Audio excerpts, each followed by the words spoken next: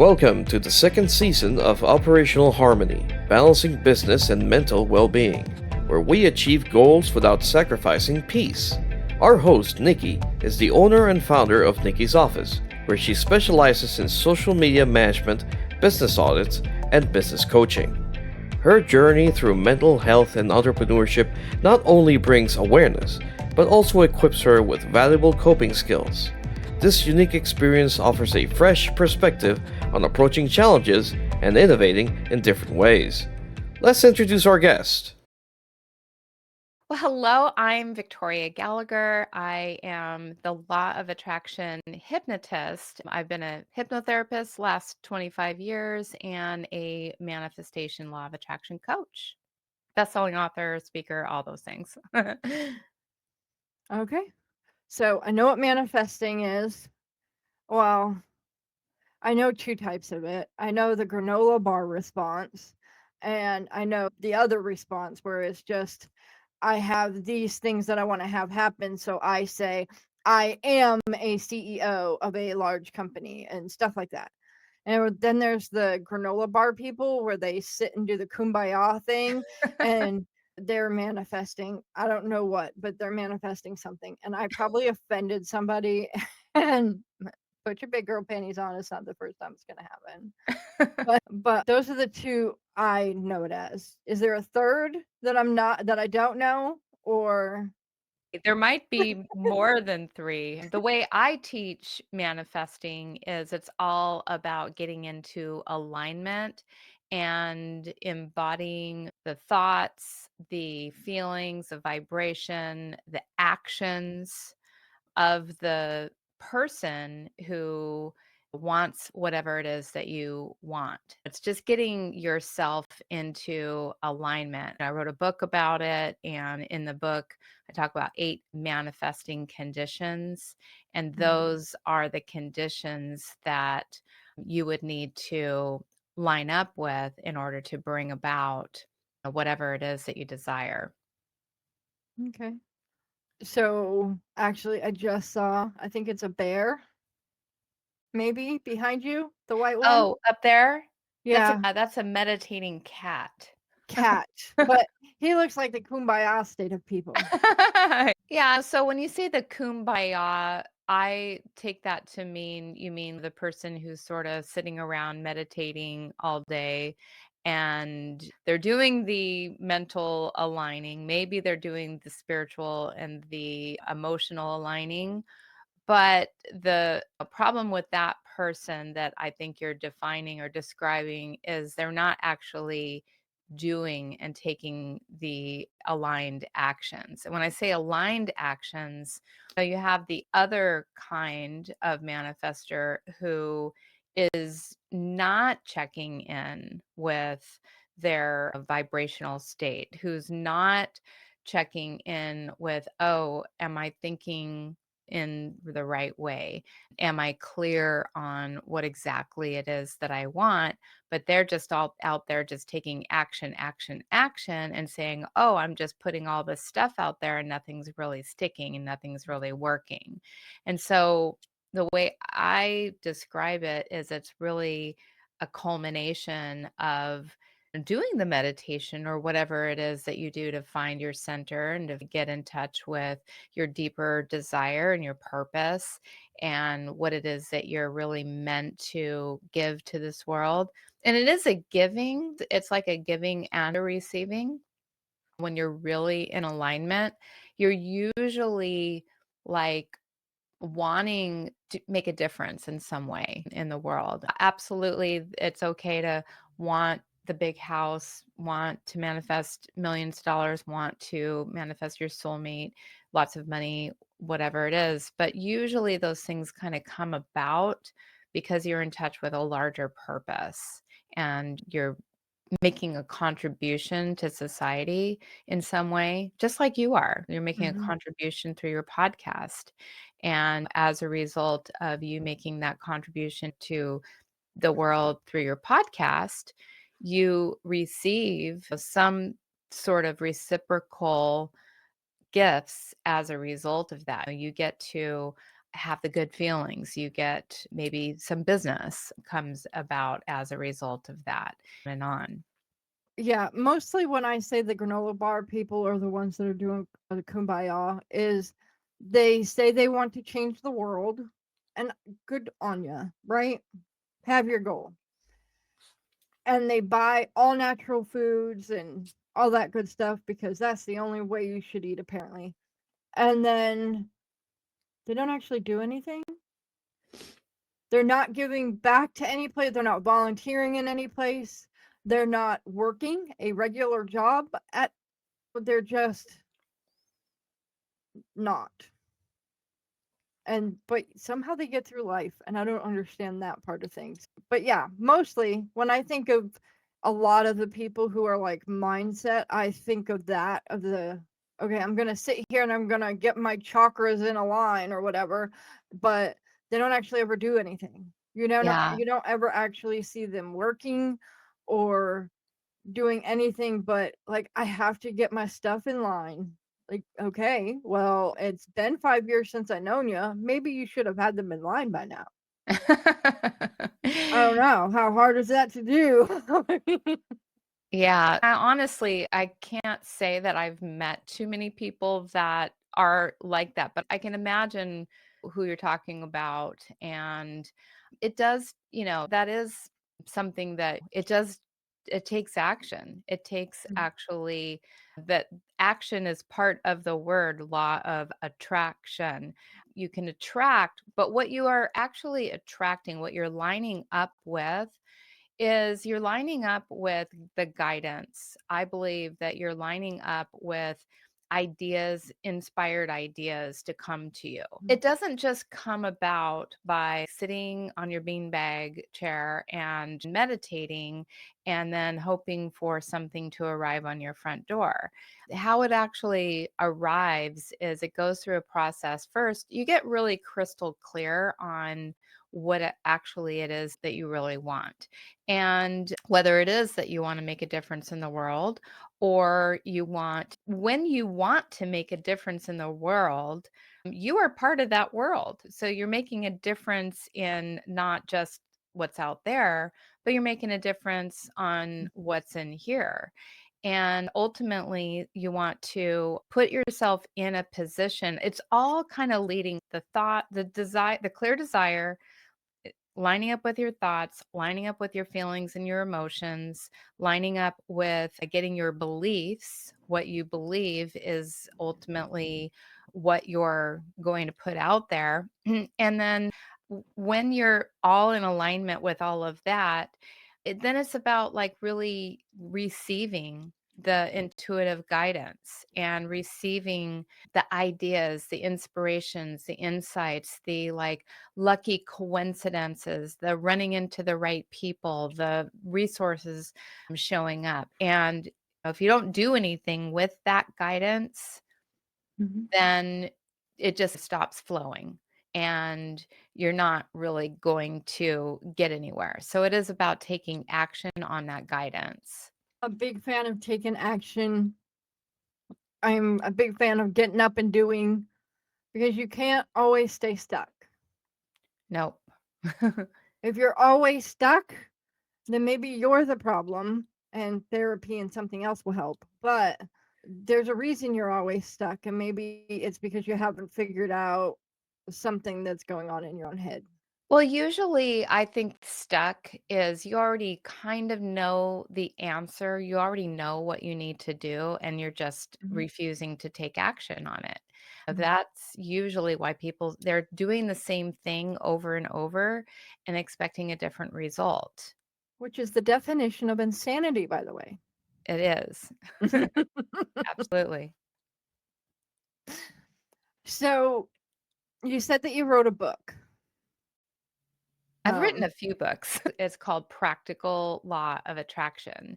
And the reason why I call it practical, there's so much BS law of attraction out there, and which is kind of like what you were alluding to earlier. The BS law of attraction is basically where you sit and you put something out there, you write your affirmations about it, you say your affirmations, you say your kumbayas, you meditate every day, la di da di da, you use your crystals, you nothing against any of those things. They're all tools. They're all tools that are designed to help you to feel good and those good feelings. But so this is practical, and practical means like you're committing to a goal. You're calling yourself out on the negative thought patterns that may come about. Most of the time, people are talking about what they don't want versus what they do want. And the more whatever you're focused on, wherever you're putting your energy, whatever you're feeling, that's generally whatever that predominant state is, that's generally what you're going to bring back to you. So you said something a second ago before you said the law of attraction again, that I was like, yes, I have a point on this. And then you started talking about something else. I lost it. Just very unfortunate. But okay, so to me, no matter who you are, because we had said something about feeling stuck. So some people that's what it was, where you're trying to gather what you're trying to put out in the universe, right? To come back at you. Yeah. There are two examples that happen in religion that I know most people who do that kind of, or a lot of people, I don't know. Anyway, not going to get into who believes what, okay? But these are just two, and they are non-denominational. Like anyone should agree, maybe? You have people who, most every church pays a tithing, right? My church is 10% of your income. Your church, it might be different, but whatever the tithing is, right? And because of the Old Testament, we know that if we pay our tithing, that we are guaranteed blessings.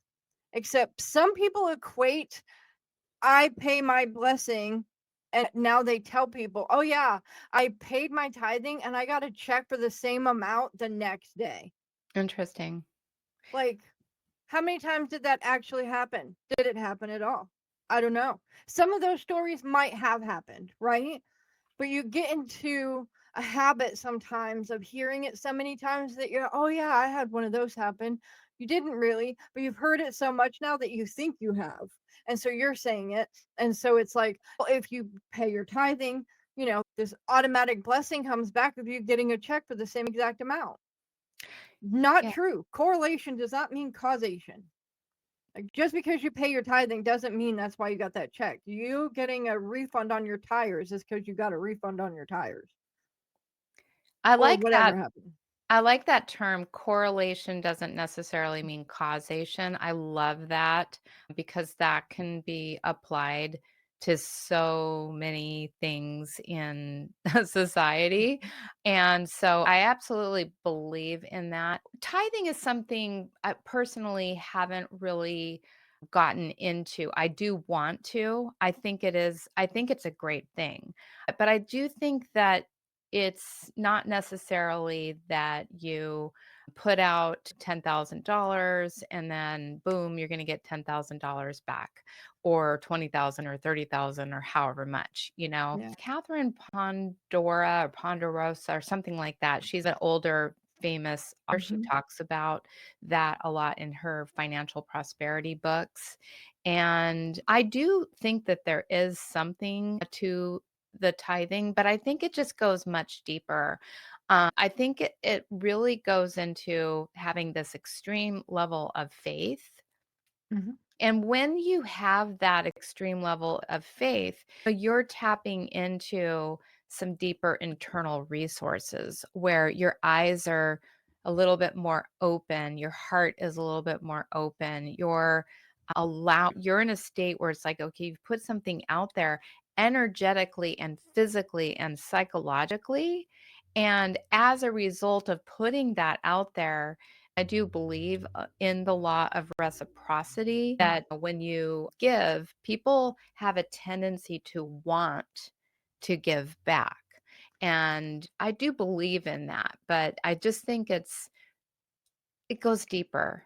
It's a little wild to be in a meeting where people are giving their testimonies and have 6 or 7 different people going, yeah, I paid my tithing when I was struggling very hard. And the next, I put it in my mailbox and it went out. And the next day, I had a check for that exact same number or a little bit more money than what I paid in my tithing, because God is good. And God is good. I'm not denying that. I'm not denying that didn't happen to somebody at some point, right? Right. But then you hear it, and some people, because they're in the thing, they're like, well, I've given my test. Yeah, that's going to be, I don't think they go out there and are like, yeah, I'm going to lie about this. I think sometimes you pay something and then you get a refund from something. Oh, And some yeah. people automatically afflict that. I don't believe that every time I pay my tithing, I'm going to get a check in that amount. I don't Right. believe that at all. I Right. also believe that if I do want to have good things come to me, it's not the tithing that matters. It's me going out and helping people without cameras and such, so that my blessings happen in heaven and not on earth. Yeah. I If had you're an interesting, that brings up a story. So it was a number of years ago. It was like I wanted to go and do kind of like a little bit of a world tour on 3 day, 2 day. It was 2 days at the time, but it became a 3 day seminar called the Law of Attraction Intensive. And I really, really wanted to do that. And the way that I was going about it was a little bit stupid, let's just say. I wish I knew what I know now, but all that to say, I had to put down all these down payments on all the hotels. I had to pay for my travel. I had to pay for all my hotel stays. And all that amount came to about $6,000. And it was like the kind of money that at that time makes your stomach, what did I just do? And so, literally within a week, several things happened where that money just came back to me. You mentioned the IRS refund. We somehow managed, I never get refunds from the IRS ever.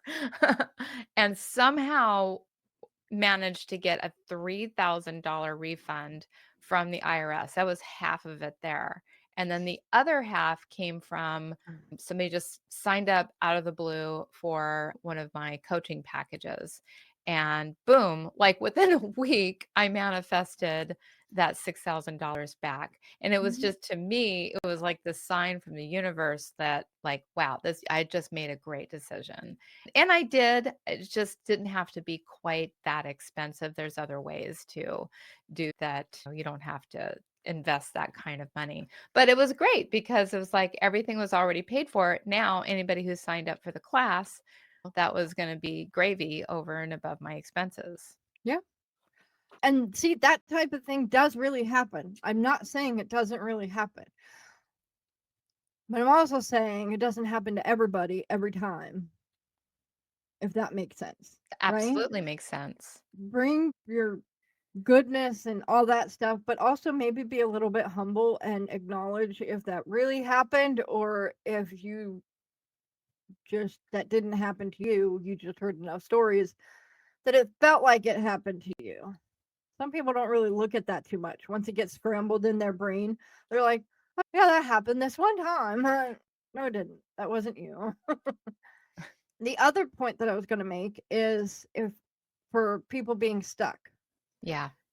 in Matthew, in the New Testament, look, I'm the one bringing the Bible into this thing, and I don't even usually do that. So please excuse me for that much. But I think it's Matthew somewhere, it says, ask and you shall receive. Yeah. So basically, you're supposed to be praying all the time. You're supposed to have a running commentary in your mind of prayer or Thanksgiving. There's nothing wrong with it. I do it. It's fine. It's whatever. My problem comes because I've actually heard people go, yeah, I pray to know which cereal. Okay.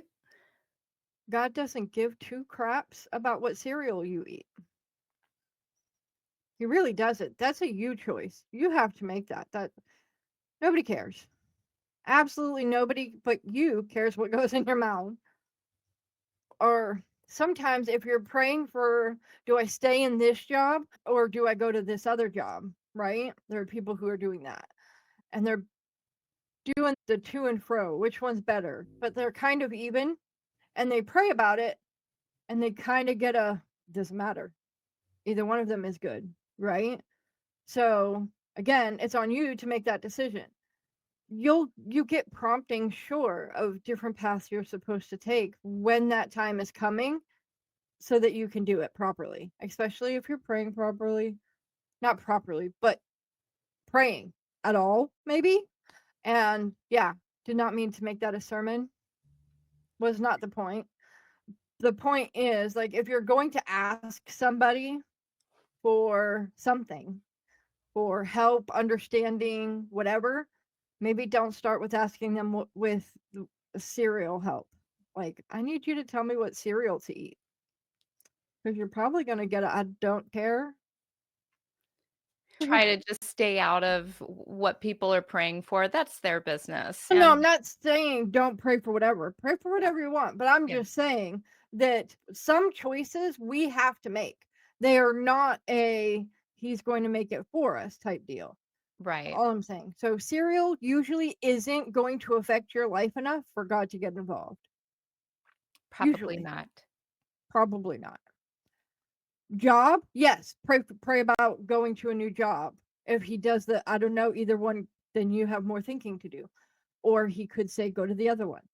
So you Whatever. were originally asking about being stuck. Yeah. So sometimes when we're stuck, we're asking for the wrong thing. We're asking about breakfast when breakfast isn't what has us stuck. Yeah. Yeah, I haven't really experienced too many people that's why they're stuck. Most of the time, the reason why people are stuck, I mean, it could definitely be that they are asking the wrong questions. And whether that's to themselves, whether it's to somebody they call God, whether it's to their subconscious mind, whatever it is, yes, absolutely, they could be asking the wrong questions. But usually they're probably stuck because they down deep inside know what they need to do and they're just not acting on that because usually it's because they're afraid of making a wrong decision. And so if somebody's asking, I think, for frivolous things, that's just a sign of that's just where they're at. Who am I to judge what is a right or wrong question for them to be asking? It's just where they're at. So I really just try to honor people in where they're at and guide them when they come to me for help. And everybody has their own answers. All the answers are really within. So it's just about gently, kindly guiding them to a place inside where they know what they need to do, but they're maybe afraid of something. They're afraid of making a mistake. They have a fear of success, fear of failure. Something in their past happened. We all have these inner child wounds. No one escapes this life without being wounded in some way. And so if somebody is acting in such a way that it seems like they're asking the wrong questions, I just honor the fact that they're hurt in some way, they're afraid in some way, they have pain in some way that they're dealing with, and we all do. And so they just need guidance and support to find their way, find their own way. Okay. I would hope I didn't come across as saying that those people don't need help or they shouldn't get help or any of that kind of thing. I'm just saying, in my experience, I have probably run around with a group that you haven't seen. It sounds Probably like not. we've definitely. You seem like you're in a whole different playing field. Do I still run around with those people? No. I never ran around with them in the first place. I just saw them from the sidelines type deal. And I've met a few through different events. But you do have them. I'm not saying that they're wrong. They can pray for you. You can pray for whatever you want. You can ask the universe for whatever you want. However, you're putting yourself out there, right? You can ask for whatever you want, or for whatever help you feel you need. But I have seen people that are stuck because they know which way to go, and yet they don't feel comfortable doing it because of whatever reason. But I've also seen those people who are stuck because they're asking the wrong questions. And I say they're wrong. They may be what they need to ask themselves now to get to where they're going later. That's perfectly fine. Yeah. So how can we And help? so, How can we help your audience today to get the information that they need to move forward in their lives? so for this part, I think that everybody has to remember, including myself sometimes, that everybody has their own path in life. Yeah. The people who are not so smart, the people who are smart, and the people who we don't even know because they're in a different stratosphere than we are in. It doesn't matter. We all have our path. We all have the actions that we are taking that we believe are the correct ones to make for our situation. And if you want to change that, you have that book that might be able to help them. Yeah. And there's other ways to change as well. Yeah, absolutely. And you made a really great point. I want to repeat that no one is out there deliberately making wrong or bad choices for themselves. We're all making the best choice that we have based on our present level of awareness. And Mhm. so everyone has like different life. They grew up in different ways. They have had different levels of support, and they've met either the right people or the wrong people, or they've just had. And so we are all like, I've made some really bad choices in my life. And but I forgive myself because at that time I did not know any better. I knew what I knew, and I made the choices that I made the best choice. Do you ever say, Mhm. I'm going to make I'm going to make a bad choice today? Like, no, we don't. No. And no one does. And that's what I always try to keep in mind when it comes to, and it can be a little difficult because some things seem more obvious than others. And yet for that person, it's not obvious. And fortunately or fortunately, and they will wake up when they're ready to wake up. And we all do at some point. Maybe it's not even in this lifetime. Yeah, it's if or when. Because some people never wake up. They make that one wrong choice that they thought was the good choice, and they end up in a path they didn't predict for themselves. Yeah. So, but once you're on the path, not and there's many paths. Okay, look, I'm making excuses for people. If you choose to make changes in your life because you can see that you may have gone off the beaten path and into the weeds because your choices were wrong, or you thought something was the best idea ever and it turned to run you into a tree, so maybe not the best idea ever. So that kind of thing, you just walk your path, make your choices. And if you want to make more intentional choices, get with somebody like you. And if you want to learn why you're not making the intentional choices because you can't scramble it out of your own egg brain, go to a therapist.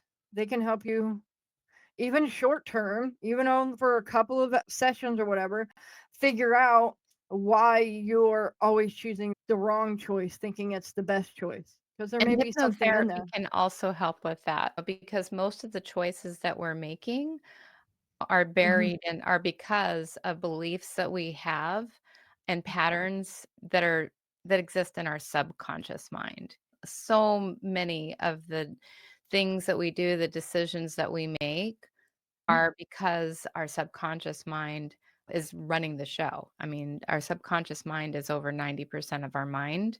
And so most people are just not even able to see past certain choices that they're making because they have limiting beliefs and patterns that are preventing them from actually seeing what to do. Okay.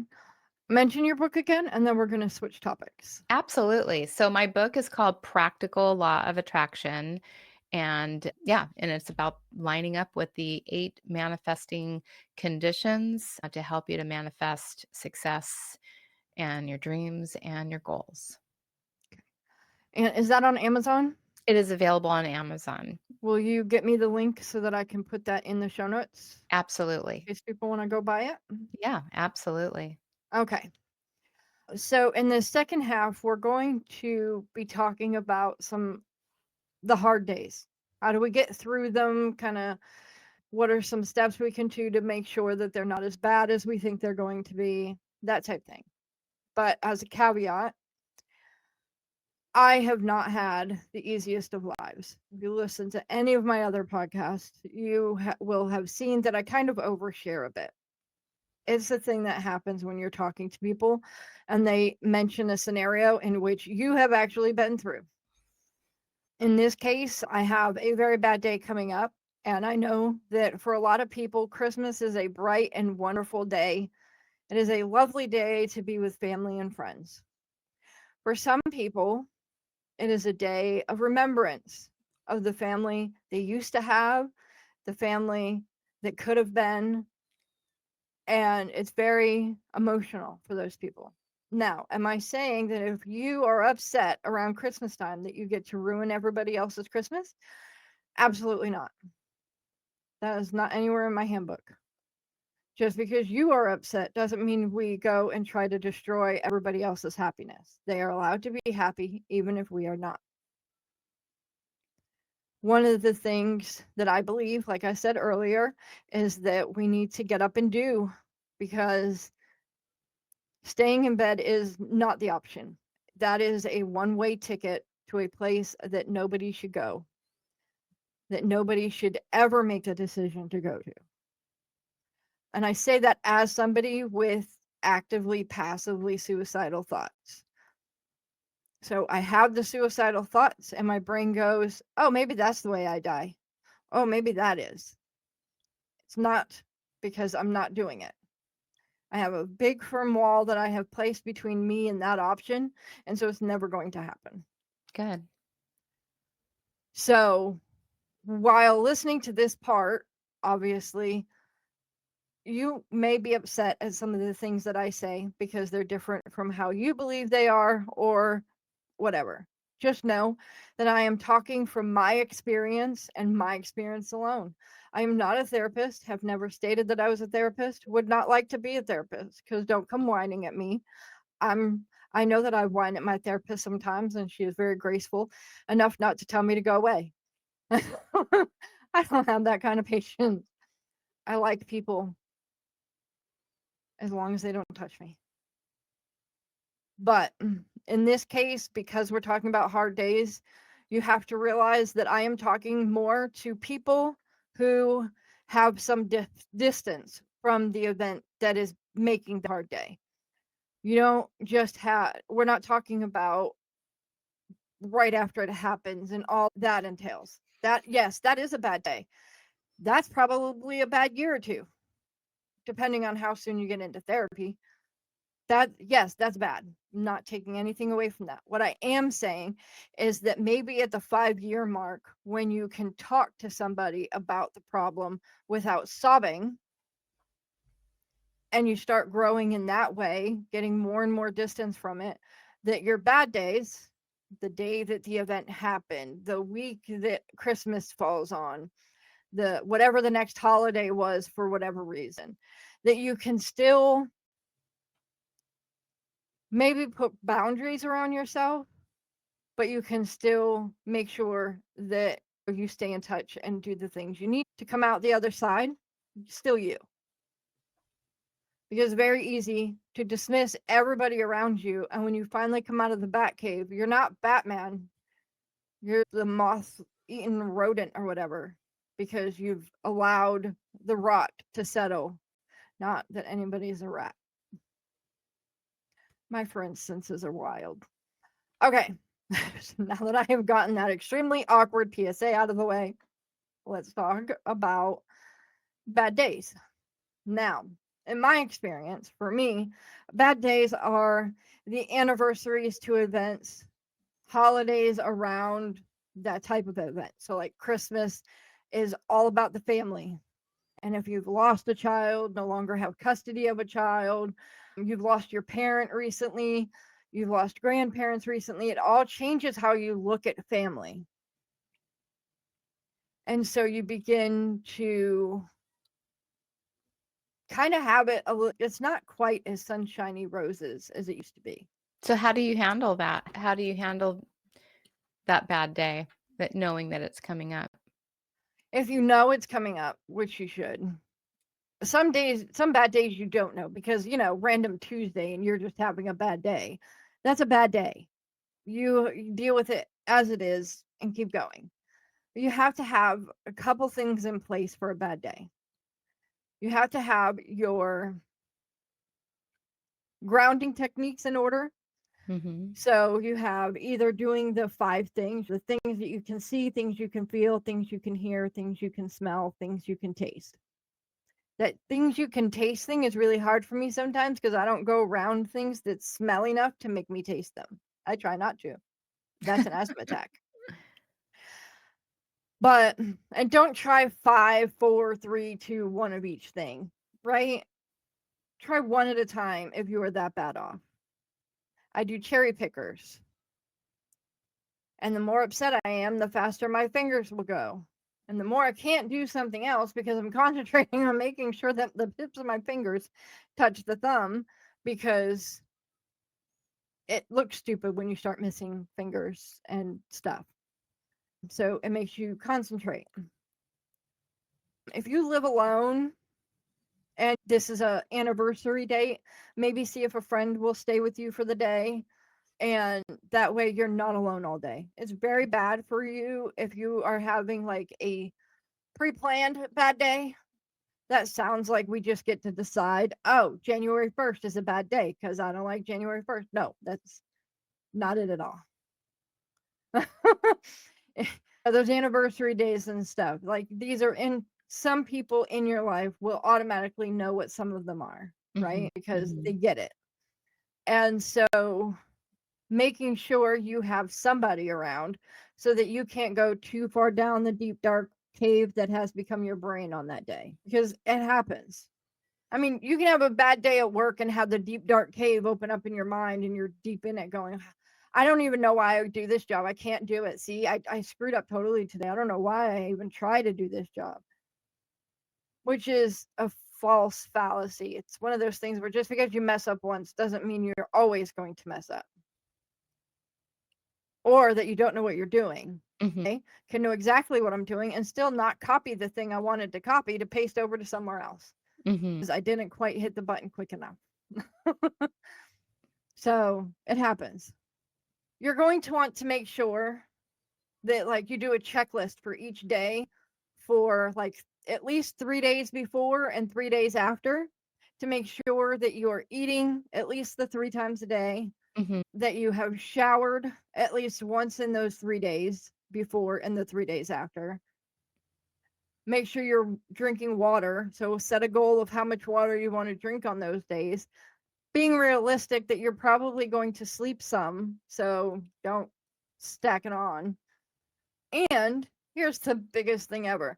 If you're a gamer, if you like playing games, any kind of games, I don't care if they're board games, you and your friend can play. Do that, because you know what's happening while you're playing that game. You're not remembering. Yeah. If you read, because while you're reading that, if you're reading it right and it's a good enough book, your brain can't remember. So It it's can't just show about those.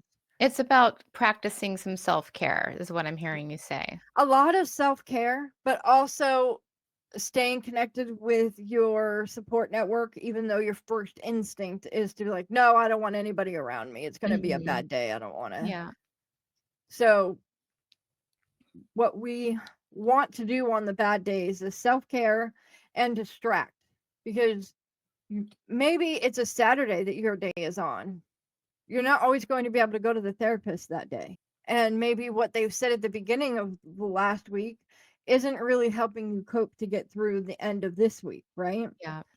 So you want to be able to have things that distract your mind so that you're not, look, 24 hours of thinking about one thing that has absolutely gone wrong or one thing that has absolutely happened to you and created some of the most uncomfortable situations after it. They're valid, sure. Do you want to be thinking of every single detail of those events? No, absolutely not. That is not Well, where and you want your mind to go. that's a really good point. So I want to ask you, so we're talking about 5 years or so after the event has happened. Mhm. Does there get to be a point, say in year 6 or year 7 or year 8, where we get to relabel that, where it's not necessarily labeled and anticipated as a bad day? Does there get to be a point where you get to lessen that impact that had on you, so you're not necessarily having to always Mhm. relive that? Now, I've experienced some loss. I've experienced some things that happen. May not seem like the biggest deal to some people. To me, this freaking cat that I lost 3 months ago was everything. Like literally, and we spent every waking moment together. This me and this Mhm. cat sit behind my and lost him unexpectedly. I'm pretty sure that right now, a year from now, when I remember, I am sad. Mhm. I'm very, very sad. And I know that there will come a time, because I've lost other pets. Mhm. I know there will come a time where that day feels less and less impactful. And I get to be happy. I get to be like grateful for the fact that I had that. And not to compare animals to children, because Mhm. I get that there's a huge difference between that. But I think at some point, does there get to be where I'm at peace with this? I think that it completely depends on the person. Some Hmm. people, 5 years out, they may have 5, 6, 7 years, they have that bad day. And then they're Yeah. fine. Yeah. And then they're fine. They kind of stop on that day maybe for a minute, but they keep Mhm. going because Mhm. life has moved on. I think that for people who have had a lot of trauma in their life, Yeah. one more thing that happened is just the stupidest Jenga party ever, Yeah. right? Because you're playing with saw blades and not bricks. And so it doesn't cushion. I Mhm. know that the event that is going to have me out of commission on Saturday happened 17 years ago.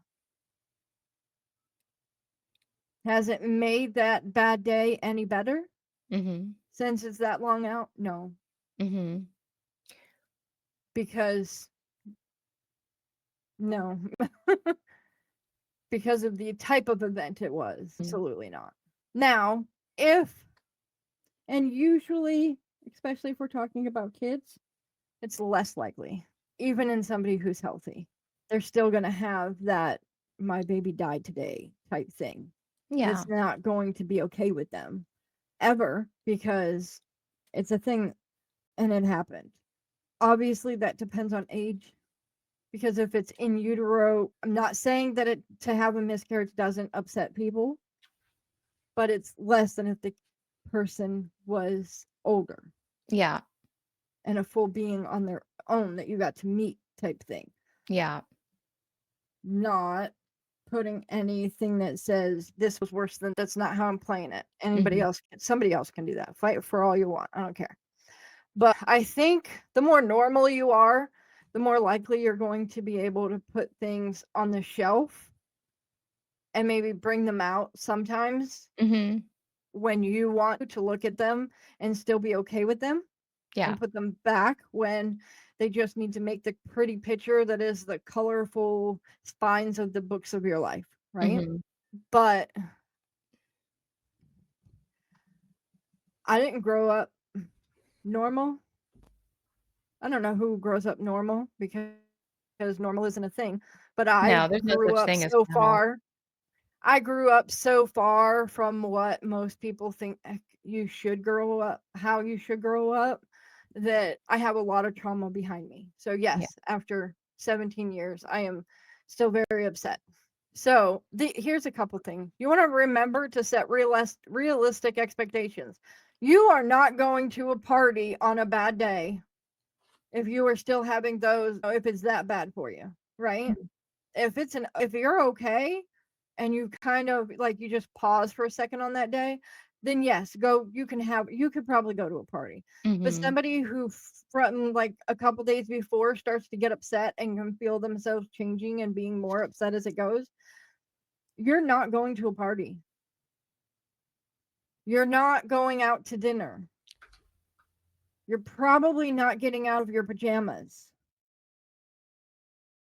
Even if you are participating with people in your house, you're going to be a little bit more relaxed in what you do. You're not putting on a full face of makeup. You're not curling your hair. You're suffering. Like, I'm not saying this is a bad day. It probably should be labeled different, but a bad day for somebody who has gone through something is not the same as a bad day from somebody going to work or whose nail broke or something like that, where they think that the world has come to an end. This is an actual event that did happen that had a lot of trauma around it. Death of any kind has trauma around it because now you're cut off from that person or animal. And so there's trauma there. Am I saying that's on the same as other traumas? I don't know. That's not for me to decide. I'm not the one who just lost a cat. I'm not the one who just lost a dog. My mom died in 2011. So that's very distant memory for me and doesn't bother me at all, Yeah. especially Well, because I love it. and that is the thing. It's our perspective on what happened. It's always our perspective on what happened. I just lost my mom. I had actually a pretty traumatic start to 2025. I had first my cat died. I knew I was getting ready to have hip surgery, and I knew that my mom was getting ready to die. But I did not know any of that at the beginning of this year. And so it was just kind of like one thing after another. And so, yeah, I've definitely had my share of trauma this year. And I know all about definitely having the days of like staying in bed and, just not wanting to deal with the world and not wanting to face the world, not wanting to put on any makeup or go out or do anything. And I think it's about ultimately just honoring the space that you're in. Now, am I going to, as traumatic as the day that I lost my cat was, which honestly, out of all the events that happened, it was just because of the way that happened so unexpectedly and so traumatically. I don't even want to go into the details of how he died, but it was like I anticipated that my mom, she was going downhill for a number of years. So for her, it was like, she's at peace now. And that was kind of how that went for so am I going to anticipate every year, okay, this was the day that my cat died? It definitely has a significance, but I'm going to go into that day hoping to get through that day pretty easily. And again, no disrespect to anybody who's lost a child or a parent or a spouse or a human being. And I get it. We're all at different places. Like everyone's at different places, Yeah, that's why I said it depends on how it affects you, how much trauma you have behind it, Yeah. as to how your bad day is going to be. Yeah. It's more of a grief day because you are Yeah. grieving. And for me, it's not that I'm grieving that one day because of the one person. It's that whole 2 years of events that happened Yeah. Yeah. I packed get down it. into that one day. I get it. So that's basically what you're doing on those days. You're grieving if you had something personal happen to your body. You're grieving who you were before it happened. Mm-hmm. You're grieving how trusting you were. You're grieving the scars you have now. You're grieving everything to deal with that. It is not just, oh, that one thing happened. No, there were days where you have to go to the hospital. If you did that, you had to go to the cops and talk about it. Like, all of that is more trauma onto that situation. Does that mean Absolutely. I don't believe you should go to the cops? No, you absolutely should go get the help and take down that person so that they don't do it again. Yeah. But again, everybody deals with things differently. Mm-hmm. I can say for 100%, if something like that happened to me again, I would go to the cops. Did I do that in the past? No, because I didn't have the oomph in me. I didn't have the knowledge that I am a person that can make their own choices. I Yeah. wasn't raised that way. I wasn't raised to make my own choices. Right. So I ended up in situations I shouldn't have been. Should I have called the cops on some of them? Yes. Did I? No. Well, it's like we were talking about earlier. You were operating with the present level of awareness that you had at the time, and hindsight's 2020. Now you are in a different level of awareness, and you know how you would handle that today. So, for your listeners who are approaching having the anniversary of something traumatic that they have experienced in their lives, and they're ready to feel, they just want to feel good. They just want to feel good. So, what I would say is remember who you are. Because sometimes when you go down that deep, dark path in your head, you forget who you are and you only remember the pain that is. And you make decisions that you wouldn't make if you remembered who you were. Yeah. So remember who you are. Yeah. Yes, there's pain. Yes, there is struggle. Yes, there is hardship. That's part of life. It's a part of growth. You can't grow if you're comfortable, right? That's absolutely true. So when you're going through your grief day or your bad day, however you want to call it, I think that most people just need to take hold of something in their mind, in their hand, I don't really care, of a rope that says, I'm not going anywhere. This is a bad day, or this is a grief day. I will do my grieving. I will have my bad day, and then I will let it go again. Because So give yourself permission to grieve. Yes. As much as it hurts, as much as you want to just stay and cry and do whatever, there's life still to live. That person, whoever, or if it was done to you, whatever, you don't need to give them any more power if it was done to you. And if it's somebody who you miss because they're on the other side, they wouldn't want you like this. That's true. They wouldn't want you so broken up that you joined them before it was time to be joining anybody. Absolutely. So remember who you are. Remember that hardships are a part of life, and stay. Because you can get through this. That's good advice. You can get through this. And remembering who you are, that's a wonderful way to honor yourself, because you've gotten through every other time. You've made it this far.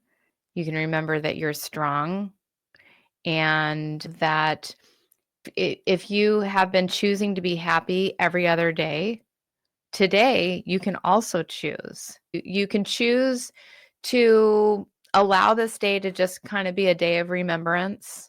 It's kind of the way that I'm interpreting what you're referring to when you're talking about this is a day of remembrance. Just like our country's suffered a horrible day, 9/11, and so many people remember that day in different ways, and depending on where you were that day or how close you were to that scene.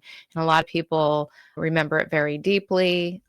Other people, it starts to become a little bit of a distant memory. You don't remember it as much, just depending on where you were. And I think that that's what you're saying is essentially is just let that day that is special to you, has significance, maybe not special, but it's significant to you. Something significant took place in your life.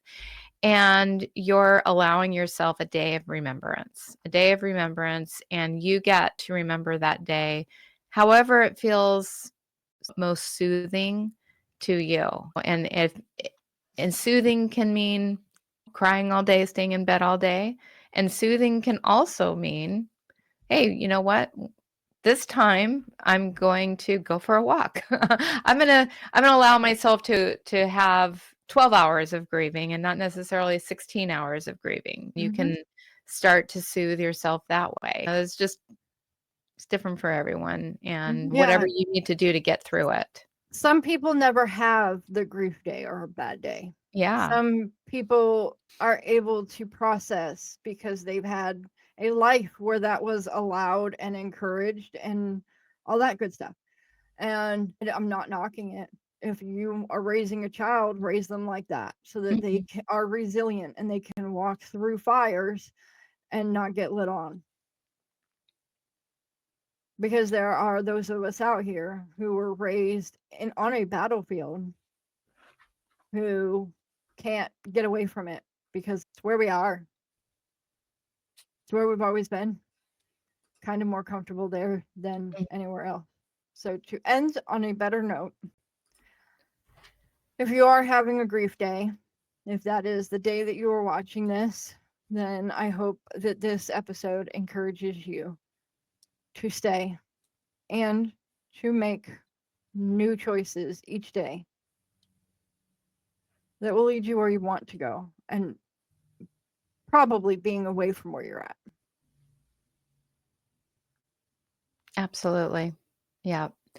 Yeah, I would like to just wish any of your listeners who are experiencing a bad day, I just want to wish you peace and comfort and resilience and strength, and know that you can get through anything. Just be gentle with yourself and allow yourself to honor and be where you're at.